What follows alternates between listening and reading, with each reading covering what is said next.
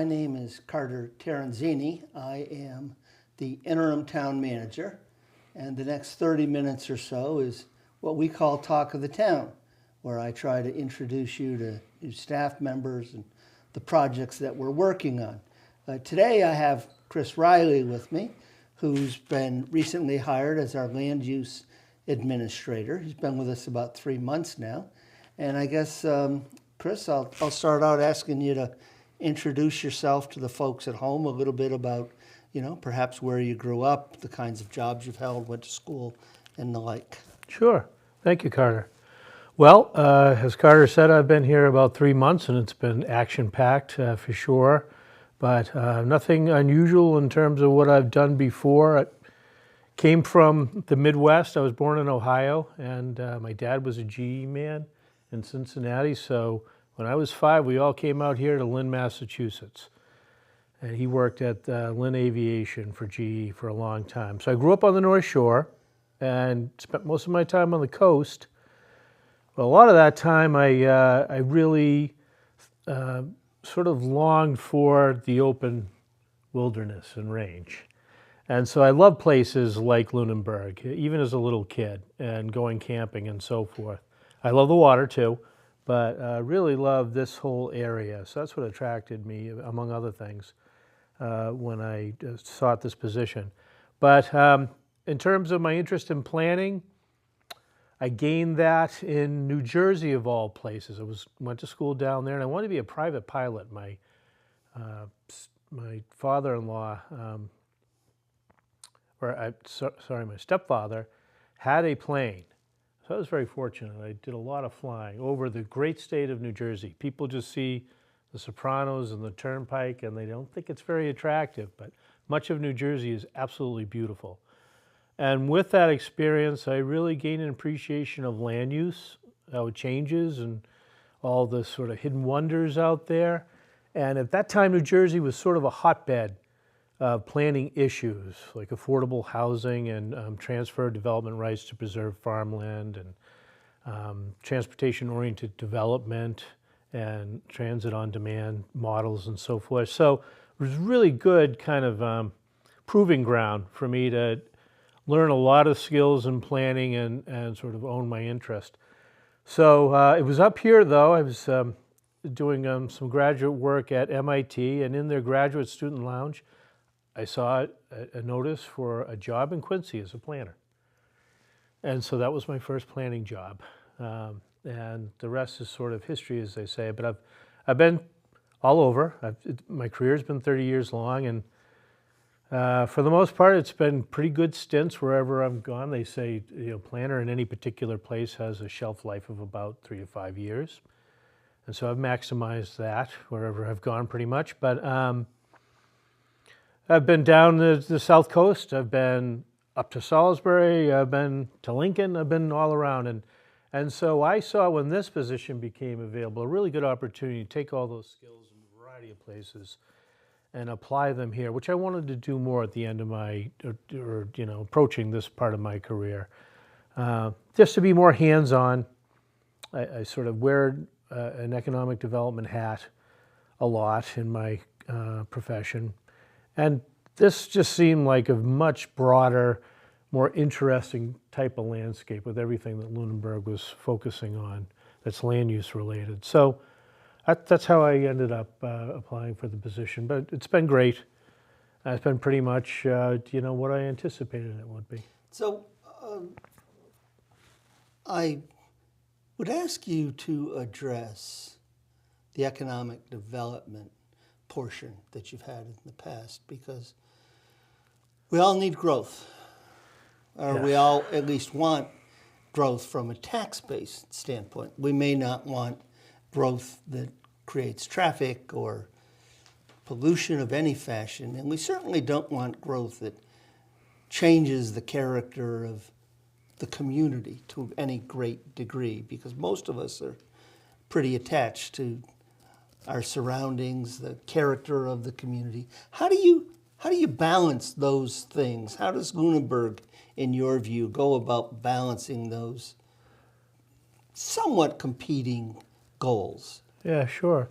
So Lunenburg's doing a couple of things, and that's what caught my interest when I was first looking at the opportunity here. But you have an economic development committee.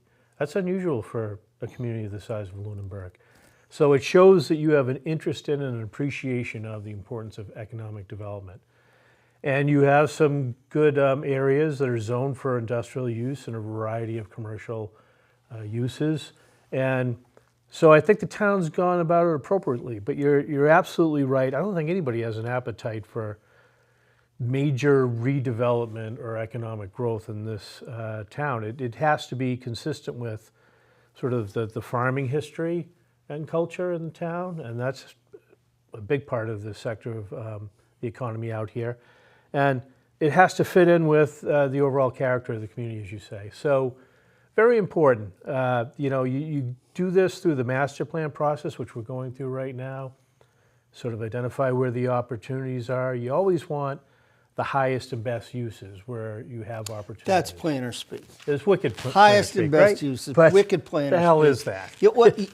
Yeah, exactly. What is that for folks? It's really not just taking any opportunity that comes along. And let's face it, who do we abut? We abut Fitchburg and Leominster, and those places are, have very large economic development sectors and growth-oriented policies. So whether we like it or not, we don't live in a vacuum, and we can't just throw up the gate. These kind of things are going to happen on our border, and there's going to be investment interest in Lunenburg because of it. So highest and best uses, or what's the best possible thing for Lunenburg at that particular location, and as part of a broad strategy that's sustainable. That's what we're talking about when we say highest and best uses. It's not just getting the highest bidder or the largest investment, or it's what's a quality type of investment and development goes in the right place that's sustainable and won't end up a vacant storefront in a couple of years. So you mentioned the master plan. That's sort of the vision board, if you will, for a community. That's been ongoing for a while. Can you tell us where you are with that and what the objective end date might be for bringing that in front of folks? Sure. I know it's been a priority for the community for a couple of years now. And so town meeting and the selectmen and town management, in their infinite wisdom, as always, they saw that was something that would be a good investment. But, because there's been some transition in Lunenburg and with big projects like that, if you don't have continuity, they tend to, sort of meander all over the place. And this happens a lot with the projects of the town, right? You know that, Carter. So we're trying to get it back on track. It is nearing the station. I would say we're at about 90%. And but the last 10% to get over the goal line is the most important. And that's when we have high priority implementation actions and so forth that'll be identified in the plan from everything that came before it, including the public input. So we've had 5 public meetings. The last one was not well attended. So we really need to get some momentum, wrap this up, and I'm, as a planner, looking at doing that this winter, spring, leading into annual town meeting and fall town meeting to make sure if there are priorities that need zoning changes, for instance, and things like that, we have enough time to consider them in a thoughtful and comprehensive way. But a master plan, it can be a powerful tool. And we've had a good consultant. It's just the process sort of needs to be, brought across the goal line. And so we're recalibrating and trying to finish on a high note. Where can people go to try to learn more about what might be in that end product? There is a town webpage, called a town webpage. The consultant manages it. And so it's a master plan update webpage. You just type in Lunenburg master plan update in your browser, and you will go right to it. And all the materials, the deliverables under the contract that they've provided to date, it's all, the existing conditions, all the but there's statutory requirements by the state. There is with everything these days. And so they've been working on all that, the existing conditions, the data that informs a knowledgeable set of goals and recommendations. So all of that information to date is on there, as well as some videos and surveys and things like that. So this truly is a public process, and the consultant understanding, the will of the town, is that's ultimately going to be reflected by town meeting, but it's got to be based on public input and what's important to the people of Lunenburg. So that's the process we've followed. So you've been around a couple of years. I've been around a few more years in this business. And we always lament studies that get done and then just somehow gather dust on the bookshelf. How are you thinking that the master plan, while it lays out a vision for the community and it lays out tasks that it is hoped would achieve that vision for the community, how do you assure the community's leaders, that it's not simply sitting on the shelf waiting for somebody to discover in 12 years or 15 years that it needs to be updated? How do you make it a living, breathing, contributing document to the future of the community? That's always sort of the $64,000 question, and I think the contract for this project has been more than that. But in any case, you have to do it through, like a lot of things with the sort of sausage making of municipal government, it's got to be a commitment to constant communication, making it part of the process that the planning board and other responsible agencies go through and are involved with. So it's periodic checkups. It's definitely some kind of implementation committee, hopefully nimble and strategically aligned, so that they can have conversations and they can sort of take stock of or assess where we are with implementation. But that's a constant effort. And right now, how hard it is, Carter, just to get volunteers and fill boards, and so it does take a big lift. But I think in my experience, it's not rocket science. It's just sort of keeping it front and center, keeping it on the agendas for quarterly updates with the implementation committee or whoever owns it. Giving reports, giving status reports, and just making sure that we are keeping it alive. So it needs a champion. It needs a champion. It needs a champion.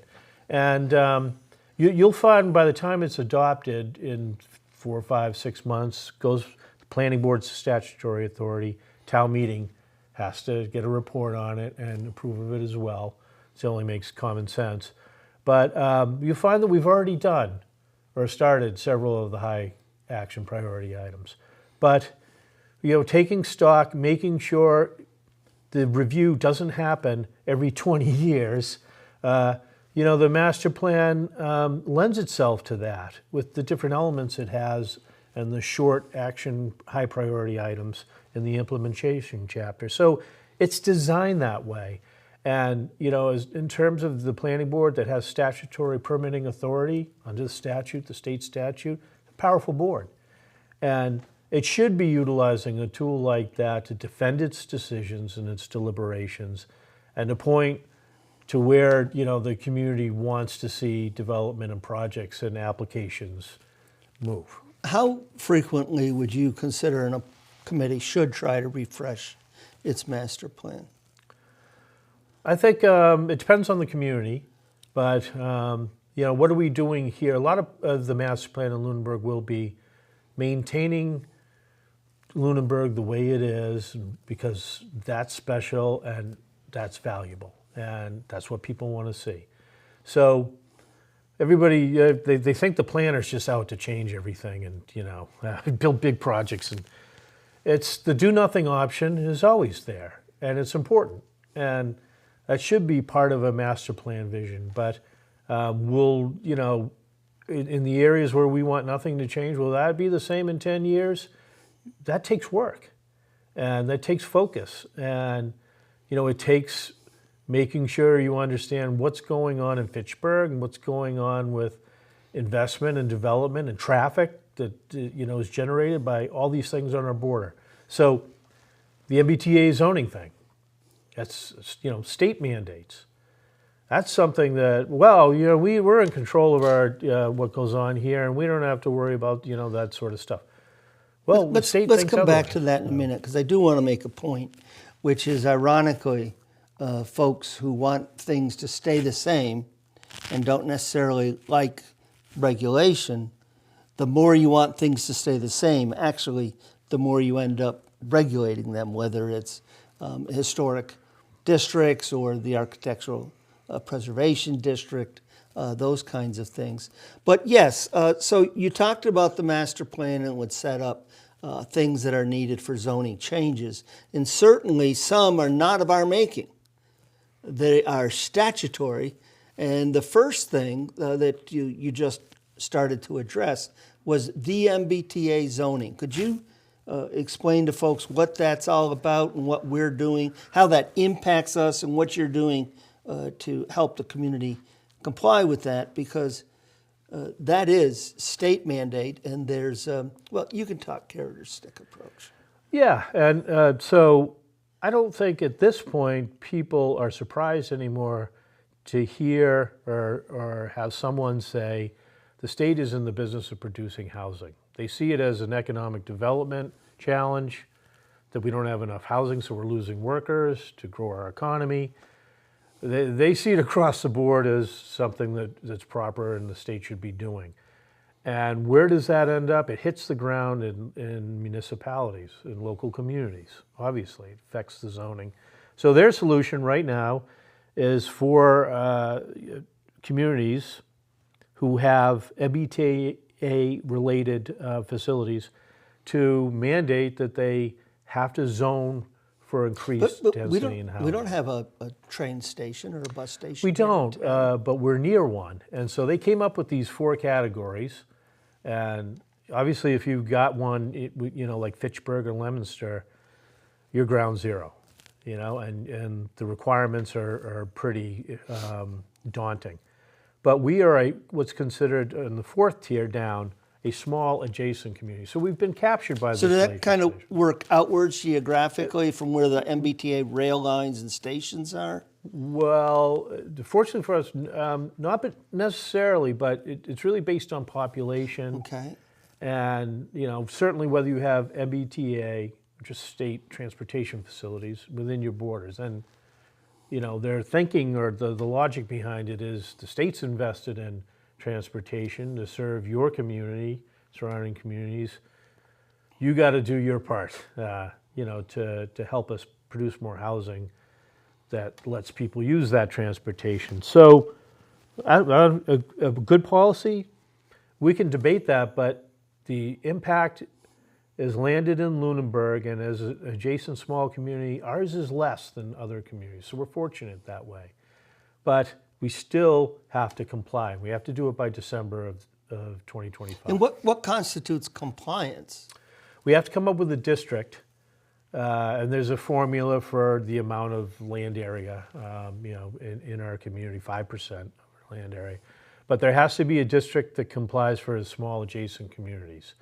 And so fortunately, we don't have a minimum acreage requirement like commuter rail station communities do. And we've seen the fights that have happened there in the news, right? Milton and some communities are resisting it, and the state's taking a very heavy-handed approach to that, the stick.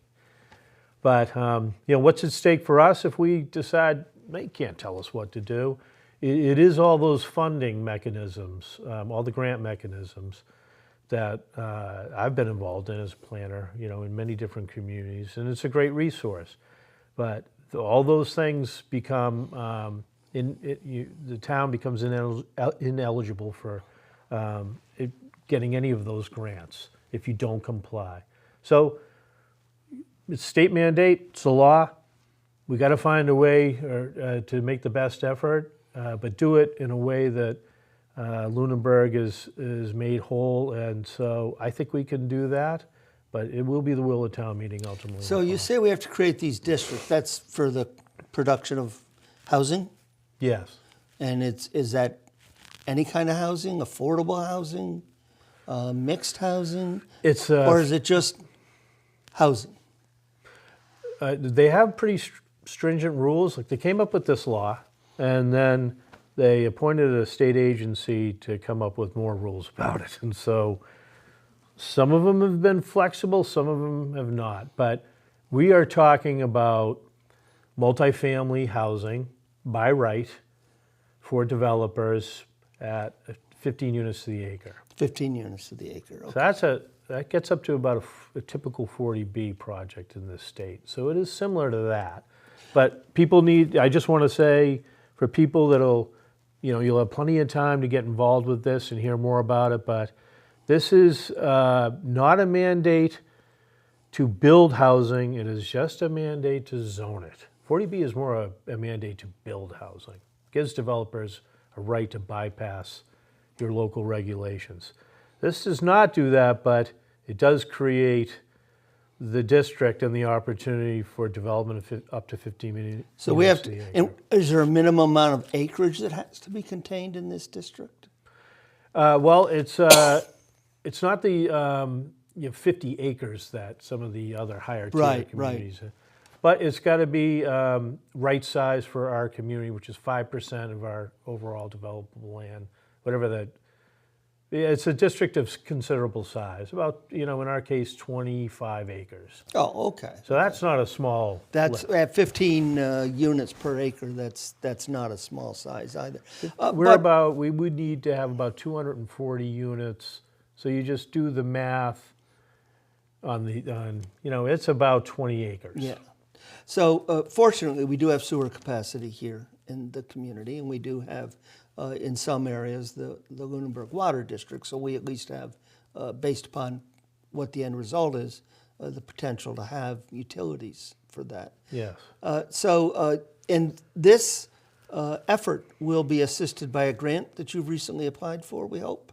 Yeah. We've submitted the application, and they're almost always granted for the amount that you request. Oh, don't blow it off that easily. You want to be able to take some credit. Knock on wood. You want to be able to take some credit for getting the $20,000 if we get it, Chris. Yeah, and so that's a good start. So we've got some good utility available. We have sewer potential, and we have water potential, depending upon where the district goes.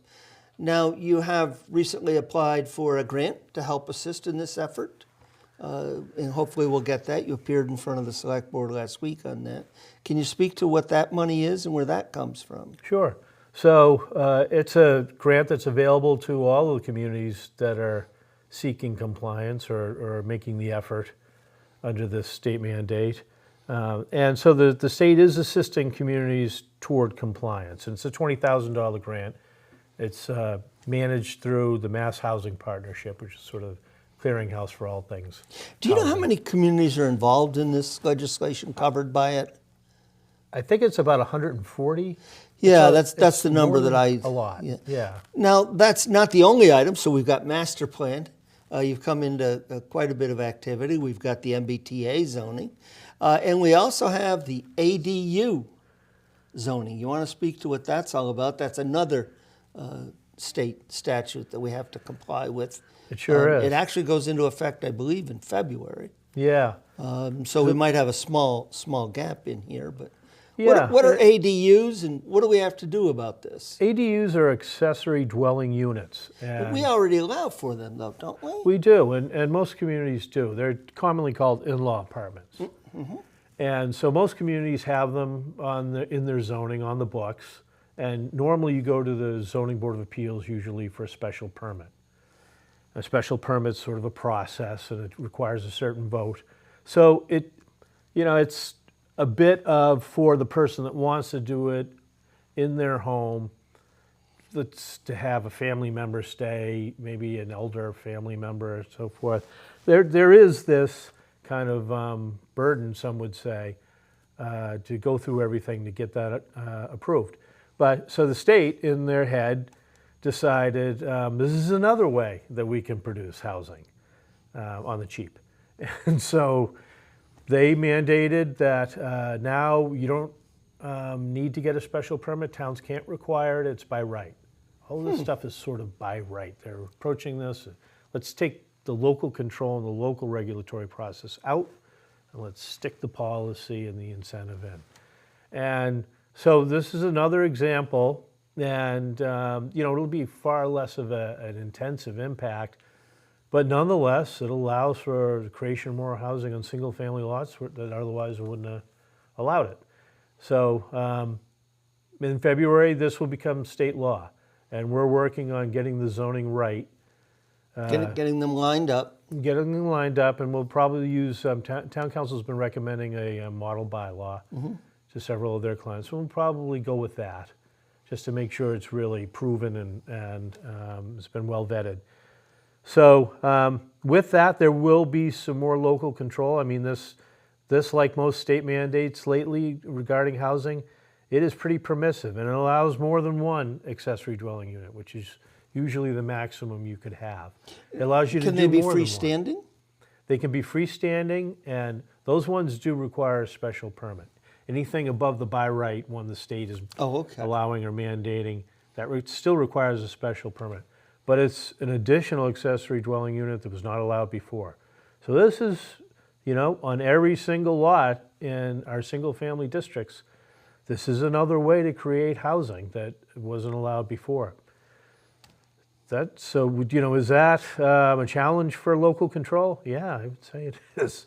But we'll get it on the books in the right way, and we'll make sure people are protected as much as we can. Well, so right now, Lunenburg does allow ADUs under certain conditions, a site or special permit being one of them. Yeah, and but the state says now you can still have reasonable regulations. It's always with the case law, and it is a great thing for lawyers as usual, but nothing against lawyers, but it's an employment program for them.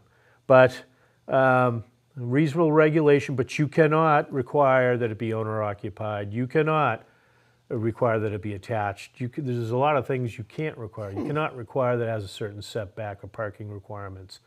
So all of these things could have an impact on your So would it even neighbor. go through a site plan review? You can put it through something called a site plan, as Okay. long as it only covers certain parts of And site plan review. site plan review is more sort of, if you will, if I understand correctly, ministerial, in which you kind of go through a series of boxes and check things off, or?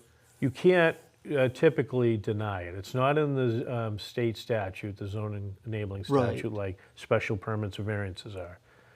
So it's all, it was sort of authorized by a decree, and case law has defined it. But it's regulation, but you cannot deny the project itself. It's assumed to be by right. So now you think we'll be seeing that at the annual town meeting, given that the statute actually takes effect in February? So, we want to keep a small window between when the state statute takes effect and we line up our zoning. Do you think we'll be able to get there for the annual town meeting? Yeah, I don't think that'll be a problem. We had one. It just needed a little more work, and wasn't. And I will say the state, they sort of reserve the right to change the rules as they're Well, they going. still haven't even issued the final rules on it, have they? They've issued just recently the latest rules. Oh, the latest rules. And so these rules, again, it's sort of, here's the law, deal with it, but we're going to make more rules down the road so that it works the way we want it. Okay, but what are those rules? And so it's been a moving target. But we know them now, and there's more clarity, and that is actually a good thing because it allows us to write the bylaw for the additional provisions beyond, just that by right part that'll protect us in the terms of more than one accessory dwelling. Now, do you think we'll see the MBTA related zoning at the annual town meeting, or do you think you'll take the extra time to bring it in at the special town meeting? I think, we really should do it in a thoughtful and, I guess we could shoot for annual town meeting. I'd advise against it. Just anytime you try to rush anything like zoning, which is the sausage making of municipal government, something gets missed or people feel it's too compressed and, they feel like it's being rammed at them.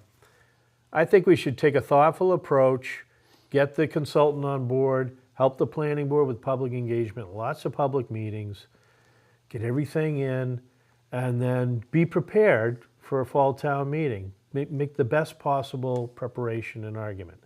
And there's no reason that we can't do that. Well, Chris, thank you for taking some time with me here today. Hopefully this has been of some interest to you. Number of things on the planning board docket to watch for. We've got the master plan, we've got the MBTA related zoning, we've got the accessory dwelling unit related zoning. I think we have some flood maps that we have to adopt just to stay current. And one of the things that I hope you took away from Chris's conversation is an opportunity for you to become involved in your community, whether it's on the Zoning Board of Appeals or the Conservation Commission, the Planning Board, Master Plan Steering Committee, implementation committees. By all means, let's keep them busy, let's keep them interested, and let's keep them on the payroll for a number of years so we can have the kind of stability that we all want for the community and for the organization.